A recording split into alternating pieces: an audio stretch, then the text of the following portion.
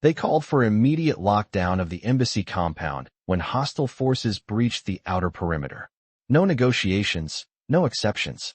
Protocol was clear until Captain Isabella Phoenix Rodriguez defied direct orders and closed the security gates. Her voice carried unprecedented authority. "Stand down. There are children in the blast zone." The female Marine they dismissed as a diversity hire had just prevented a massacre that would have claimed dozens of innocent lives. From which city in the world are you watching this video today?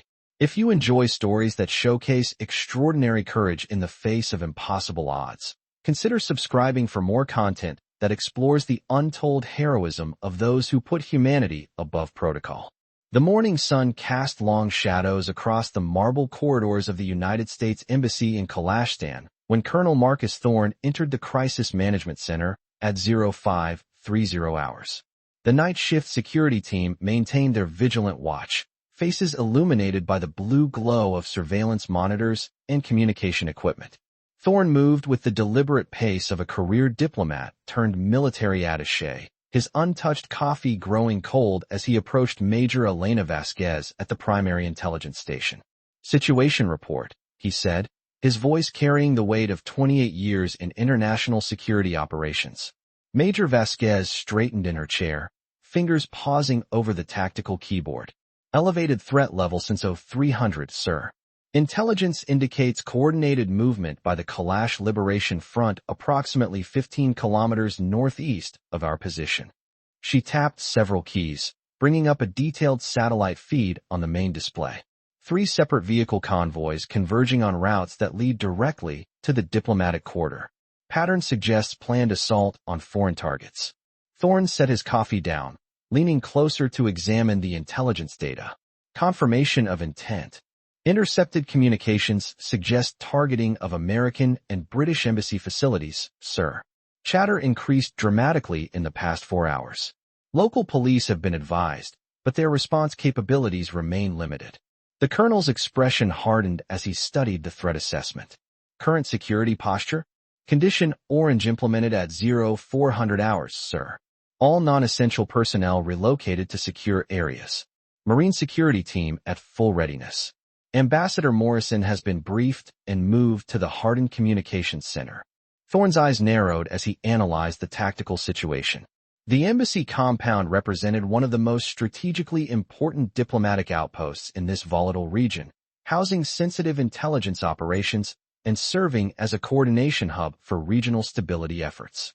Any successful attack could destabilize international relations across 3 neighboring countries. "Initiate Condition Red protocols," he ordered decisively. "Contact regional command and request immediate deployment of quick reaction force. Alert all embassy staff to shelter-in-place procedures." As Vasquez complied with his directives, Thorne stepped away to the secure communications terminal. This wouldn't be the first time local insurgent groups had attempted to create international incidents through attacks on diplomatic facilities. Standard protocols for such threats were comprehensive and unambiguous. 30 minutes later, with hostile forces continuing their advance and maintaining radio silence, Thorne made the critical call. "Major, implement Emergency Action Plan Charlie. Lock down the compound. No one enters or exits until the threat is neutralized." The alert sirens sounded throughout the embassy complex where Captain Isabella Phoenix Rodriguez was conducting the morning security briefing with her Marine security team. Her head snapped up at the sound, and within seconds she was on her feet, moving with practiced efficiency born of countless emergency drills and real-world crisis responses. Staff Sergeant David "Tank" Martinez, her senior non-commissioned officer for the past 18 months, was already heading toward the armory. Condition Red lockdown. All units to defensive positions. Potential hostile approach from multiple vectors, came the voice over the internal communication system. Neither Marine spoke as they rushed to the equipment locker, donning their tactical gear with the automatic precision that came from rigorous training and previous deployments in hostile environments. Only when they were halfway to their assigned positions did Martinez break the focused silence. "Another probing action, you think?" he asked, adjusting his Kevlar vest and checking his weapon systems. Rodriguez shook her head, her expression serious. "Intelligence chatter suggests something bigger. This feels coordinated, planned, not just harassment. Third escalation this month, Martinez noted grimly. Someone's testing our response protocols. Whoever they are, procedure remains the same, Rodriguez replied, her face a study in professional focus. She had earned her call sign Phoenix, not from any dramatic resurrection story, but from her ability to rise above criticism and prove her worth repeatedly. Among the embassy security force, her methodical attention to detail and unwavering commitment to protecting others had become legendary. As they approached their defensive positions overlooking the main gate complex, Rodriguez performed her standard tactical assessment with characteristic thoroughness, her eyes scanning every angle of approach and potential threat vector. Behind her, Martinez did the same, though with noticeably less systematic attention to detail. Remember Kandahar? Martinez asked through their tactical communications as they settled into their overwatch positions. Different situation, Rodriguez replied curtly, referring to an incident 8 months prior when Taliban operatives had tested the outer perimeter of a forward operating base. That was reconnaissance. This feels like preparation for something bigger. As defensive positions were established and communication systems activated, neither Marine noticed the embassy political officer watching from the shadowed interior of the administrative building. Deputy Chief of Mission Sarah Hammond observed the security deployment with an expression of growing concern, then spoke quietly into her secure phone. They're in position. Has the ambassador been notified about the civilian situation? The Marine security team established their defensive perimeter, received updated intelligence reports, and settled into the heightened awareness that preceded potential combat engagement. From their elevated position, they could observe the surrounding diplomatic quarter with its mixture of embassy compounds, international organization buildings, and local government facilities. In the Crisis Management Center, Colonel Thorne stood with arms crossed, watching multiple surveillance feeds showing the approach routes to the embassy compound. Time to potential contact, he asked. 12 minutes at current movement speed, sir, Vasquez replied. The hostile vehicles have made no course corrections despite our elevated security posture. Still maintaining approach toward the diplomatic quarter. Thorne's jaw tightened. Patch me through to Captain Rodriguez. The communication link established immediately. Thorne's voice filled the tactical headsets of both Marines. Phoenix Lead, this is Embassy Control. Your primary objective is protection of embassy personnel and facilities. Rules of engagement are in effect per Emergency Action Plan Charlie. Acknowledge. Embassy Control, Phoenix Lead acknowledges Charlie protocols, Rodriguez responded, her voice calm and professional. Charlie protocols meant they were authorized to use deadly force if hostile forces demonstrated clear intent to attack or breach embassy security. It was standard procedure for diplomatic facility defense, but the gravity of the authorization was never lost on those who received it. Maintaining their defensive positions, the Marine security team monitored the approach routes through advanced surveillance systems, feeding real-time intelligence to the Crisis Management Center. Their training included extensive preparation for exactly this type of scenario, making them highly effective at threat assessment and tactical response. Getting movement on the eastern approach, Martinez reported through the tactical network. 3 vehicles, approximately 8 personnel visible, carrying what appears to be military-grade equipment. Rodriguez confirmed the sighting through her scope. Confirmed. Switching to telephoto observation mode. The embassy's sophisticated surveillance systems allowed them to identify threats at significant distance, providing crucial early warning for defensive preparations. Visual. Contact in 2 minutes. Rodriguez reported back to the crisis center, preparing to implement graduated response procedures. As the hostile vehicles came into clear view, both Marines strained to assess the exact nature of the threat they were facing. When the lead vehicle finally appeared around the corner of the main boulevard, Martinez let out a low whistle that carried across their private communication channel. What the hell are they carrying? He murmured. The vehicles before them displayed clear hostile intent. Armed personnel, improvised explosive devices, and what appeared to be rocket-propelled grenades.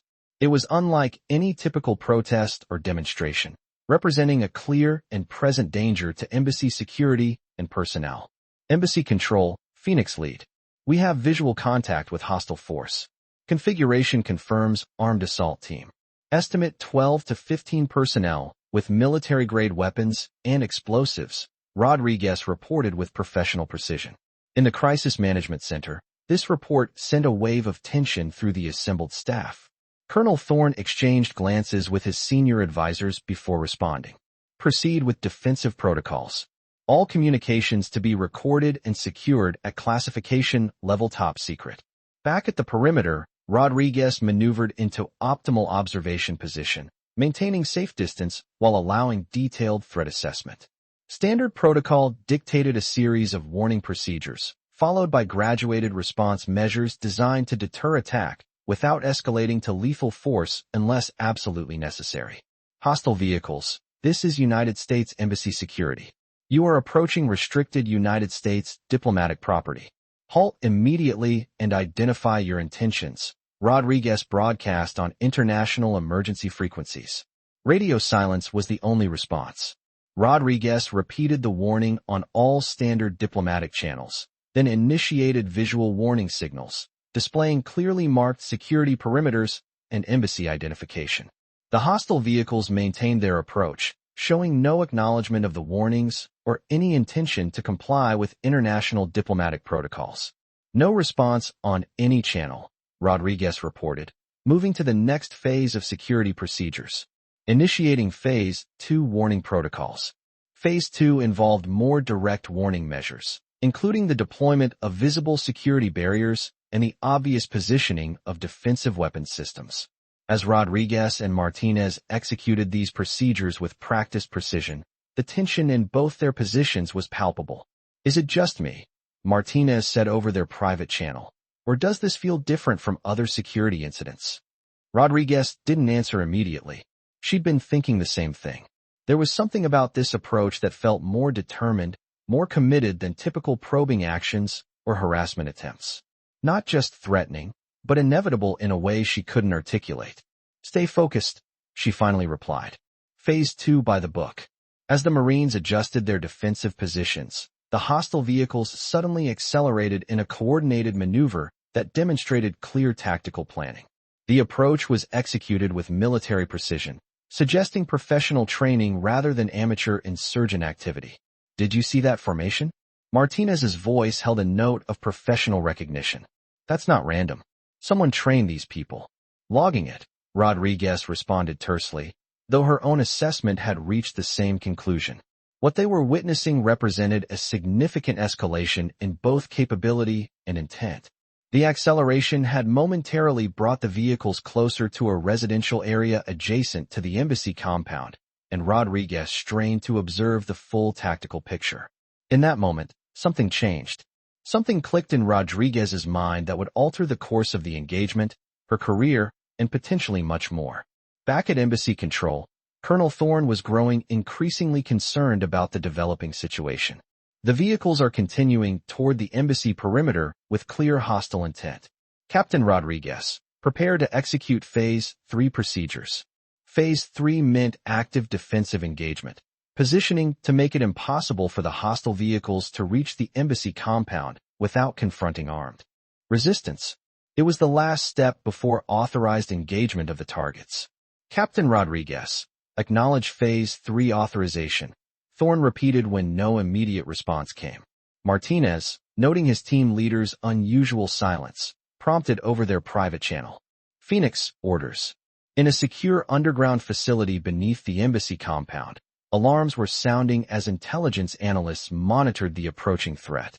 Deputy Chief of Mission Sarah Hammond, a diplomat whose very assignments were classified beyond the reach of most embassy personnel, slowly rose from her chair, eyes fixed on surveillance feeds showing more than just the approaching vehicles. There are children in the blast zone, she whispered, her experienced eyes recognizing what others had missed in the tactical assessment.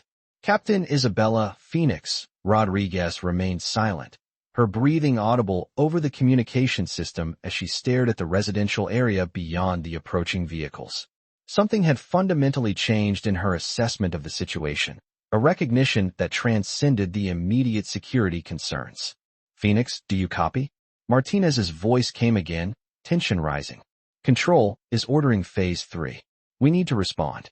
Colonel Thorne's voice cut through with diplomatic authority. Captain Rodriguez, Acknowledge Phase 3 authorization immediately, or command will be transferred to Staff Sergeant Martinez. Rodriguez finally responded, her voice different, more deliberate, carrying unprecedented moral weight. Embassy Control, requesting verification of civilian population in the potential engagement zone. Population verified as minimal, Captain. The approaching force represents clear and present danger to embassy personnel and facilities. Execute Phase 3 now. The hostile vehicles performed another coordinated maneuver, accelerating at an angle that would bring them directly toward the embassy's main security checkpoint, continuing their unwavering advance toward a confrontation that seemed inevitable. Sir, Major Vasquez called to Thorne. The vehicles will reach the outer security perimeter in 90 seconds. Automated defense systems are coming online according to protocol. Thorne grabbed the microphone. Captain Rodriguez, you are cleared to engage. Repeat, cleared to engage hostile forces. What followed was a moment of profound silence on the communications network. The Crisis Management Center staff exchanged glances as seconds ticked by with no response from their security team leader. Then Rodriguez's voice returned, completely transformed. Negative. Closing the gates. There are children in the blast zone. The Crisis Center erupted in confusion. Thorne's face flushed with a mixture of anger and disbelief as he demanded immediate clarification. Captain Rodriguez, explain yourself immediately. Martinez, equally confused, switched to their private channel. Phoenix, what the hell are you doing? What children? Instead of answering either of them, Rodriguez switched frequencies to a classified diplomatic channel that few in the embassy even knew existed. A frequency reserved for communications involving potential international incidents and civilian protection protocols. Humanitarian Override Authentication Code Sierra Echo 7 Delta Foxtrot. She transmitted with absolute authority. The response was immediate, though not from the Crisis Center. A new voice entered the communication loop, overriding all other channels. Authentication accepted. Captain Rodriguez, this is Deputy Chief Hammond. Explain the civilian situation. In the Crisis Center, a door at the rear of the room opened, and Deputy Chief of Mission Sarah Hammond strode directly to Colonel Thorne, speaking quietly but with unmistakable authority. Colonel, I'm invoking humanitarian protection protocols. All engagement orders are hereby suspended pending civilian evacuation. Thorne stared at Hammond, recognition slowly dawning on his face of the true scope of her authority within the diplomatic mission. Ma'am, with all due respect, I have hostile forces approaching our compound with clear aggressive intent, and my security team leader is refusing to follow established protocols. The protocols she's following supersede your standing orders, Colonel, Hammond replied calmly. Initiate immediate civilian evacuation procedures for the residential area and implement communication blackout for all non-essential personnel. As the Crisis Center scrambled to comply with these new directives, another figure entered the room, one who caused even Hammond to straighten with obvious respect. Ambassador Patricia Morrison had arrived via secure transport from the communications bunker, her weathered face a mask of controlled determination. Status? She asked simply. Civilian protection override confirmed, ma'am, Hammond replied. But Captain Rodriguez identified a critical factor in our threat assessment. Ambassador Morrison nodded, then took the main communication console. Captain Rodriguez, this is Ambassador Morrison. You reported civilian presence in the engagement zone. Explain. High above the embassy compound, Rodriguez maintained her position while observing both the approaching hostile vehicles and the residential area that would be affected by any engagement. Martinez maintained overwatch behind her, still bewildered by the turn of events, but following her lead with professional discipline. Ma'am, Rodriguez responded, her voice steady now, but tinged with something like moral clarity.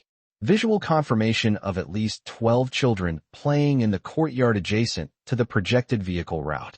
Any engagement or explosion in that area would result in civilian casualties. A murmur went through the Crisis Center. The tactical assessment had focused entirely on the direct threat to embassy facilities without considering the broader humanitarian implications of defensive actions. Describe what you observe, Captain, Ambassador Morrison ordered, her knuckles white as she gripped the edge of the communication console. Ma'am, Children ages approximately 6 to 12 years old in an unprotected courtyard area directly adjacent to the hostile approach route. They appear to be from the local elementary school that uses the community center for afternoon activities.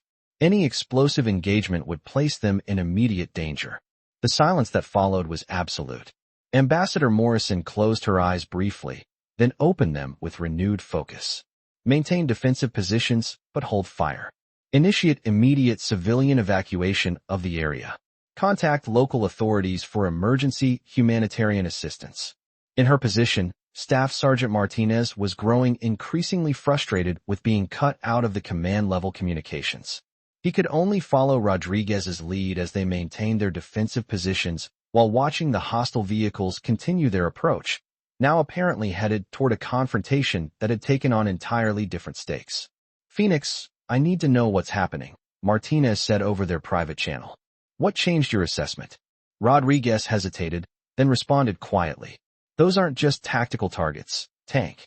They're human beings approaching an area filled with innocent children. Our mission is to protect people, not just facilities." "And you think those children are more important than our embassy personnel?"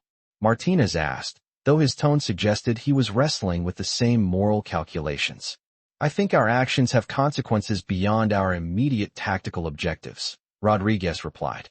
"And I know that preventing a massacre of children is worth the risk." Below them, the situation was evolving rapidly. The hostile vehicles had indeed continued their approach, but Rodriguez's identification of the civilian presence had fundamentally altered the tactical equation. What had begun as a straightforward security engagement had become a complex humanitarian crisis requiring entirely different protocols. At Embassy Control, Colonel Thorne watched these developments on multiple surveillance feeds with mounting frustration. "Ambassador, those vehicles are still approaching with hostile intent. We cannot simply ignore the threat to embassy personnel." "We're not ignoring anything, Colonel," Ambassador Morrison replied without looking at him. "We're expanding our threat assessment to include all potential casualties, not just American personnel." As Thorne processed this information, Major Vasquez approached cautiously. "Ma'am, we're receiving new intelligence from the hostile vehicles. They've begun broadcasting on emergency frequencies." Ambassador Morrison turned sharply. "Transfer it to my secure terminal immediately. Priority classification." The communication from the approaching vehicles began transmission just as Rodriguez reported additional movement in the civilian area. Morrison's expression changed subtly as she reviewed the first segments of the intercepted communications. "It appears our assessment was incomplete," she said quietly. "These vehicles aren't approaching to attack the embassy. They're fleeing from something else." The implications of this revelation weren't lost on anyone in the room. Either the intelligence assessment had been fundamentally flawed, or the tactical situation was far more complex than anyone had realized. As the hostile vehicles continued their approach but began broadcasting distress signals, Rodriguez's observations took on critical importance. She had been the first to recognize that the tactical situation involved civilian lives, but now it appeared that the vehicles themselves might represent civilians fleeing from danger rather than creating it. Rodriguez's thoughts raced as she maintained her position. She had been a 24-year-old corporal when the embassy had last faced a similar crisis involving civilian protection. The standing protocols had been clear then: protect American personnel and facilities above all else. But her experience in complex humanitarian situations had taught her that effective security often required protecting everyone, not just Americans. The reputation she had built was based on exactly this kind of moral clarity under pressure, the ability to see beyond immediate tactical concerns to the broader human implications of military action. Her willingness to challenge orders when civilian lives were at stake had become something of a legendary characteristic among embassy security personnel. And now she was facing a situation that seemed to validate every decision she had made to prioritize humanitarian concerns above strict protocol adherence. The vehicles finally came to a stop approximately 200 meters from the embassy's outer perimeter. First, the occupants began emerging with their hands visible. Then local police vehicles appeared from multiple directions, clearly responding to the same emergency that had driven the first group to seek refuge near the embassy. The complex had become an impromptu humanitarian staging area. First, the fleeing vehicles, then Rodriguez and Martinez maintaining security overwatch, while local authorities coordinated civilian protection efforts. The massive security operation that had been prepared to repel an attack was instead redirected toward managing a refugee assistance operation that appeared to involve multiple families seeking protection from some other threat entirely. Ground crews from the embassy approached the vehicles with standard humanitarian assistance procedures, but the civilians remained in their vehicles, clearly terrified and uncertain about their safety despite the obvious presence of protective security forces. As Rodriguez completed her tactical assessment and confirmed that the vehicles posed no threat to embassy security, she observed Ambassador Morrison entering the compound courtyard, accompanied by a team of diplomatic personnel carrying emergency humanitarian supplies. The ambassador's focus was entirely on the civilians, who showed no signs of aggressive intent but appeared to be genuinely seeking protection from some other threat that had driven them to approach the embassy compound. Rodriguez climbed down from her position, removing her tactical helmet as her boots hit the compound courtyard. Across the way, Martinez did the same, a look of professional satisfaction on his face as he took in the successful resolution of what could have been a tragic misunderstanding. "What changed your mind?" Martinez asked as he joined Rodriguez. "I saw the children," Rodriguez admitted, "and I realized that protecting people is more important than following protocols that don't account for human lives." Before Martinez could ask for clarification, a junior diplomat approached them. "Captain Rodriguez, Staff Sergeant Martinez, Ambassador Morrison requests your presence for the civilian assistance briefing." They followed the diplomat across the courtyard toward where Ambassador Morrison stood coordinating the humanitarian response effort. Up close, the complexity of the situation was even more apparent. These were clearly local families who had been displaced by some emergency, seeking safety at the most secure location they could identify. "Has there been any communication from local authorities about the original emergency?" Ambassador Morrison was asking one of the diplomatic staff members. "Yes, ma'am. Apparently, there was an industrial explosion at a chemical plant approximately 5 kilometers northeast of here. These families were evacuated from the immediate area and directed toward secure locations for temporary shelter." Ambassador Morrison noticed Rodriguez and Martinez's approach. "Captain, you made quite the judgment call today." "Ma'am, I apologize if I exceeded my authority, but when I identified civilian lives at risk, I felt that humanitarian protection took precedence over strict security protocols," Rodriguez replied. "You did exactly what effective diplomatic security requires," Ambassador Morrison interrupted. "Though I confess I'm impressed that you were able to assess the full situation so quickly." Before Rodriguez could respond, one of the civilian vehicles opened its doors, and a family began to emerge. The relief on their faces was evident as they realized they had reached safety. A young girl, perhaps 8 years old, approached the security perimeter and looked directly at Rodriguez. The child's eyes held a mixture of fear and gratitude that transcended language barriers. "Thank you," the girl said in accented English, offering Rodriguez a small flower she had been carrying. Rodriguez knelt down to accept the flower, her professional composure softening for a moment. Everyone in the courtyard seemed to hold their breath collectively, as this simple human connection demonstrated why the humanitarian decision had been the right one. Rodriguez accepted the flower with obvious emotion, recognizing in this moment why she had chosen to serve in embassy security rather than pure military operations. The opportunity to protect people, all people, not just American interests. The child stepped back toward her family with a shy smile, and Rodriguez stood up, looking around at the diplomatic personnel who had been watching the exchange. Every civilian protection specialist present, including the experienced Ambassador Morrison, seemed to understand that they had witnessed something significant. "Captain Rodriguez," Ambassador Morrison said formally, but with obvious warmth, "your decision today prevented what could have been a tragic international incident." Rodriguez surveyed the assembled families with eyes that seemed to hold deeper understanding of the complexities of diplomatic security than many officers with twice her experience. "Protecting innocent lives is never the wrong decision, ma'am," she said, her voice strong and clear, breaking the formal atmosphere with simple moral clarity. Ambassador Morrison stepped forward, maintaining appropriate diplomatic protocol. "The situation today challenged our standard operating procedures in ways we hadn't anticipated.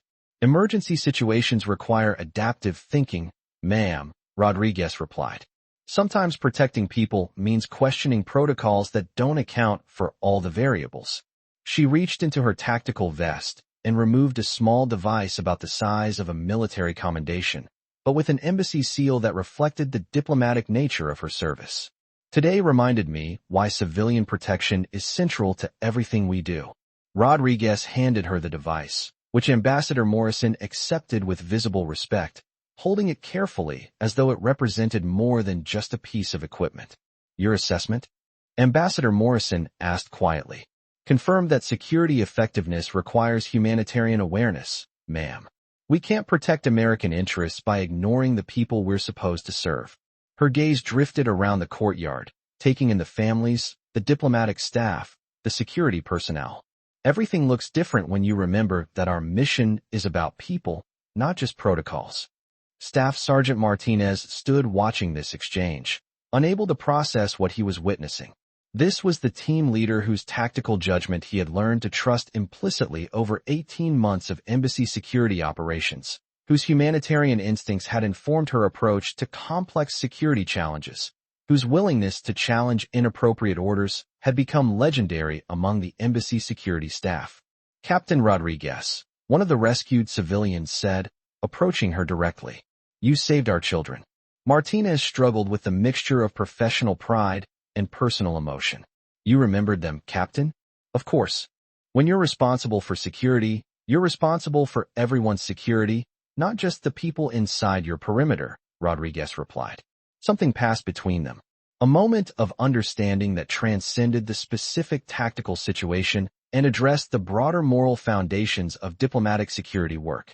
Behind them, Ambassador Morrison observed the exchange with mounting understanding of why Rodriguez had been selected for embassy security duty despite some initial skepticism from military traditionalists. Ambassador Morrison cleared her throat. Captain, we need to conduct a full debriefing of today's events. There's much to document for future protocol development. Rodriguez nodded, turning away from the rescued families. I imagine there is. Today challenged a lot of assumptions about how security and humanitarian concerns intersect. Ambassador Morrison gestured for Martinez to join them as they began walking toward an interior briefing room. These families will need continued assistance, and your team's actions today will inform how we handle similar situations in the future. As they entered a corridor leading away from the main courtyard, Martinez finally found his voice. Ma'am, if I may ask, how did Captain Rodriguez know to prioritize civilian protection over immediate security response? Ambassador Morrison glanced at him with an appraising look. That's a complicated question, Staff Sergeant. The short answer is experience. The long answer requires understanding that effective diplomatic security means protecting everyone, not just Americans. The debriefing room turned out to be a sophisticated diplomatic facility designed for exactly this type of post-incident analysis. As they entered, wall screens automatically illuminated, displaying detailed maps of the embassy compound, timeline analysis of the day's events, and preliminary assessments of the humanitarian situation. Your decision today was either prescient or instinctive, Ambassador Morrison said as they settled around the conference table. 3 weeks ago, our intelligence analysis began indicating that industrial safety concerns in this region were creating potential displacement scenarios that could affect diplomatic facilities. Rodriguez nodded, unsurprised. The civilian population movements suggested something beyond normal security threats. That's part of why I questioned the tactical assessment. They? Martinez asked, unable to contain himself. Rodriguez exchanged a look with Ambassador Morrison, who nodded her permission. Staff Sergeant, what do you know about comprehensive security doctrine? Nothing beyond basic embassy protection protocols, ma'am. Until today, I'd never heard the term. Comprehensive security doctrine began developing 12 years ago, she explained, after multiple diplomatic incidents demonstrated that traditional security protocols often failed to account for civilian populations in crisis zones. These protocols recognize that protecting local populations is essential to protecting American interests. Martinez leaned forward. You're saying we discovered that ignoring civilians actually makes us less secure? Not exactly, Rodriguez corrected. We discovered that effective security requires understanding the complete human environment, not just immediate threats to American personnel. The State Department authorized enhanced training programs to develop diplomatic security capabilities that could address complex humanitarian scenarios. Humanitarian security integration, Martinez breathed, the pieces falling into place. A crude term, but essentially correct, Rodriguez acknowledged.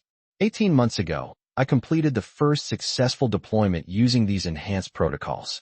The mission parameters were comprehensive: protect American personnel while maintaining positive civilian relations and preventing humanitarian crises that could destabilize regional security.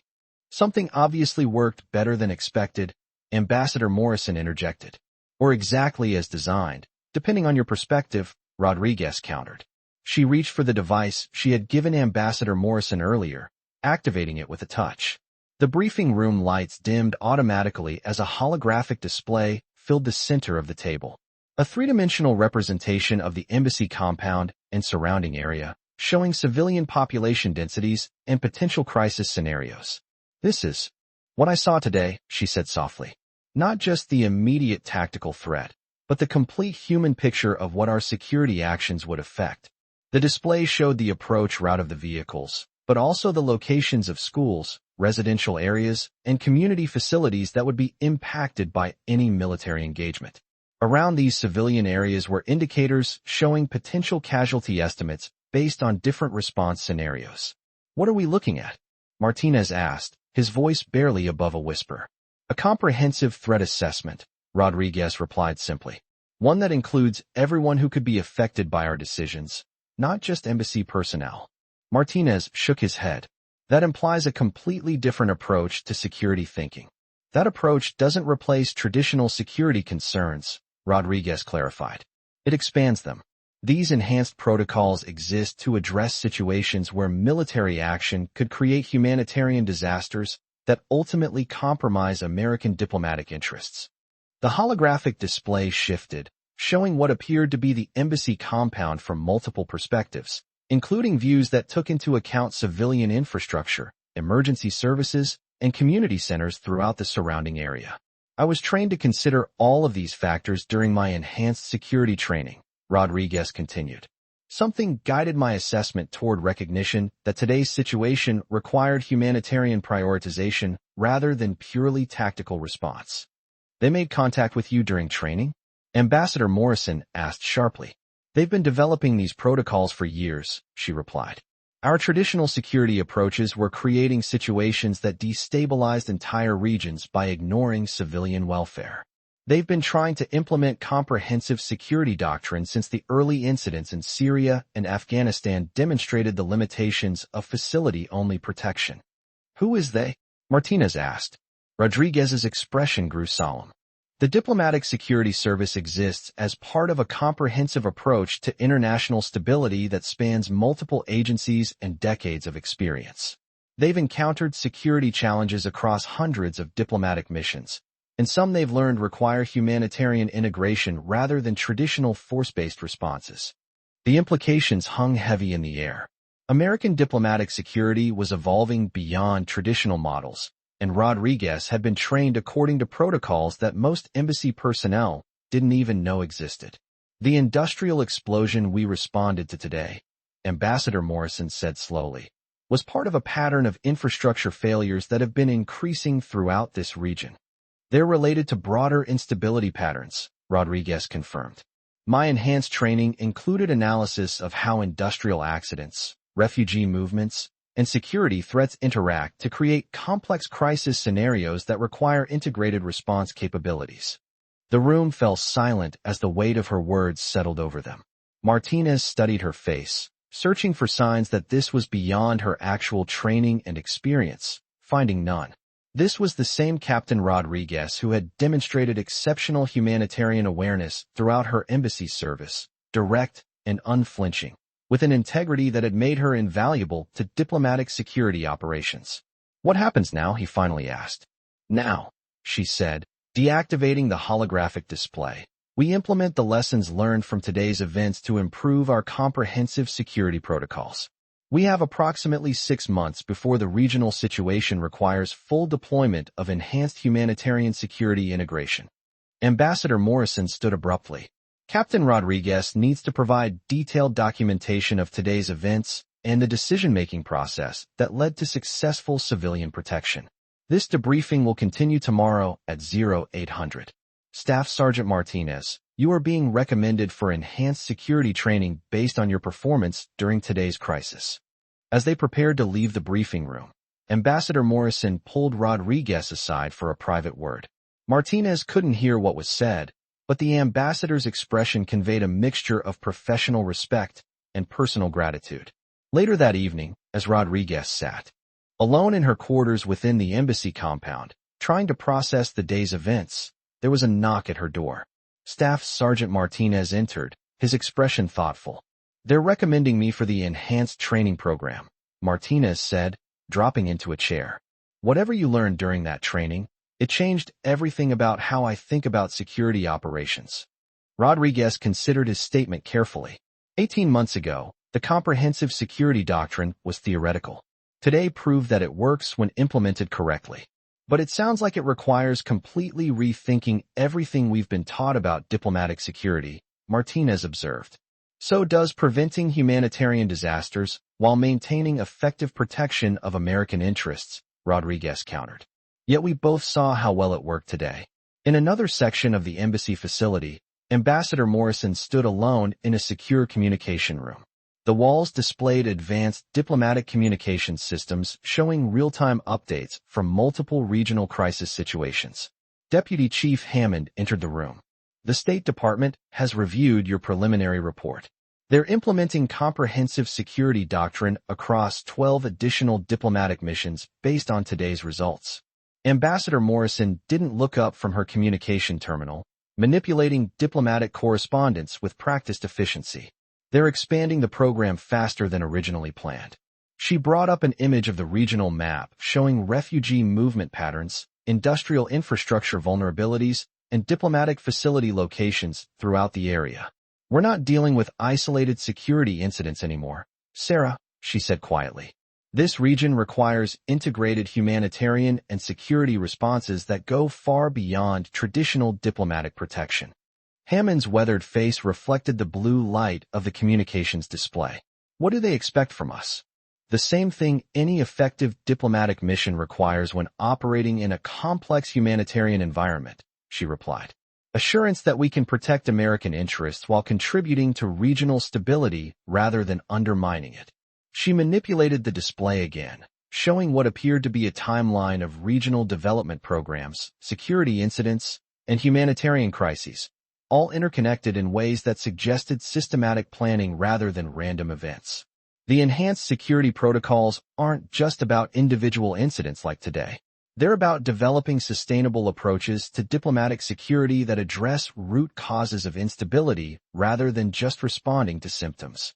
The comprehensive security doctrine that Captain Rodriguez implemented, Hammond realized. Ambassador Morrison nodded. "We've been piloting advanced diplomatic security approaches for reasons that go far beyond any single embassy protection mission." "And if the regional situation continues to deteriorate?" Hammond asked. Her fingers paused over the communication controls. "They don't abandon diplomatic missions, Sarah. They ensure that they become centers of stability rather than targets of instability." Ambassador Morrison finally turned to face her, expression softening slightly. "That's why Captain Rodriguez's training was so important. Why today's success matters beyond just our embassy." As dawn approached over the diplomatic quarter, casting long shadows across the international buildings and residences, the true significance of Rodriguez's decision remained largely hidden from the community around them. But deep within the embassy facility, American diplomatic security representatives began implementing protocols that would determine how the United States engaged with humanitarian crises throughout the region. Staff Sergeant Martinez stood at a window, watching as local authorities continued coordinating assistance for the families who had sought refuge near the embassy. Despite everything he'd learned, despite the complexity of the enhanced security protocols, he felt something he hadn't experienced in years of military service. Purpose. If diplomatic security could produce someone like Isabella Rodriguez, Perhaps American foreign policy deserved the reputation for humanitarian leadership that it claimed to represent. The morning briefing revealed additional details about the industrial explosion that had triggered the refugee movement toward the embassy. Chemical contamination had forced the evacuation of 3 residential areas, affecting over 200 families who needed temporary shelter and emergency assistance. Rodriguez found herself appointed as liaison between embassy security and the local humanitarian relief organizations, a role that perfectly matched her enhanced training in comprehensive security doctrine. The position would require her to coordinate between military security protocols and civilian assistance programs, exactly the kind of integrated approach that her training had prepared her for.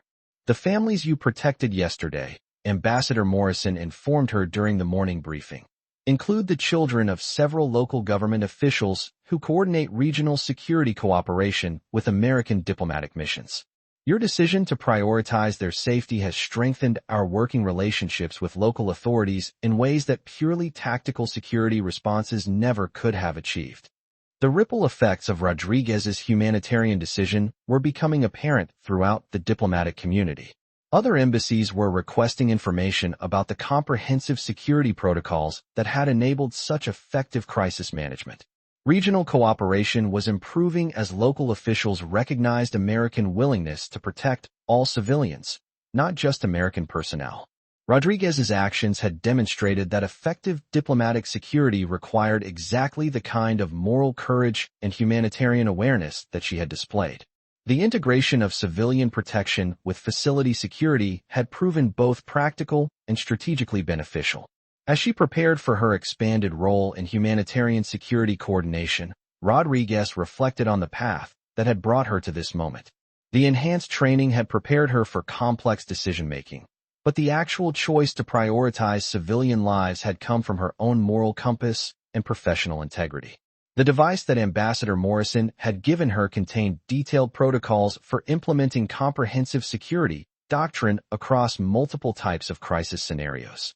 Rodriguez would be responsible for training other diplomatic security personnel in these enhanced approaches, spreading the humanitarian integration model to embassies throughout the region. Her reputation as Phoenix had been based on her ability to rise above criticism and prove her worth through consistent performance. Now that reputation would be based on her pioneering implementation of security protocols that placed human welfare at the center of diplomatic protection missions. The rescued families had returned to their homes once the chemical contamination was contained, but the relationships built during the crisis continued. Rodriguez maintained contact with local emergency response coordinators, creating ongoing partnerships that strengthened both security and humanitarian capabilities throughout the diplomatic quarter.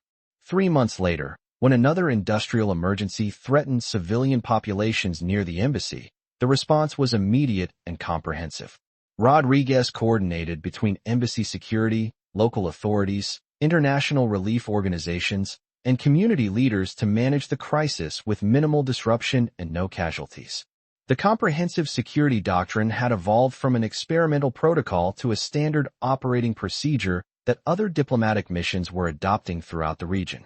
Rodriguez found herself traveling to other embassies to train security personnel in humanitarian integration techniques. Her approach to diplomatic security had become a model for how American foreign policy could maintain effective protection while contributing to regional stability.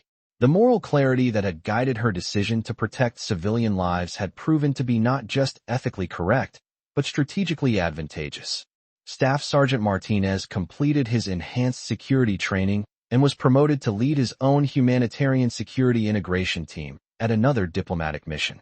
The protocols that Rodriguez had helped develop were being implemented across dozens of embassies worldwide. The comprehensive security doctrine represented a fundamental shift in how American diplomatic security approached complex international environments. Rather than focusing solely on protecting American personnel and facilities, the new protocols recognized that sustainable security required contributing to the welfare of entire communities. Rodriguez's decision to close the gates and protect civilian lives had catalyzed changes that extended far beyond a single embassy compound. Her willingness to challenge protocols that didn't account for humanitarian concerns had influenced American diplomatic security policy at the highest levels. The woman they had initially dismissed as a publicity stunt had demonstrated that effective leadership sometimes required the moral courage to prioritize human welfare above institutional procedures. Her legacy would be measured not just in successful security operations, but in lives saved and communities protected through integrated humanitarian security approaches.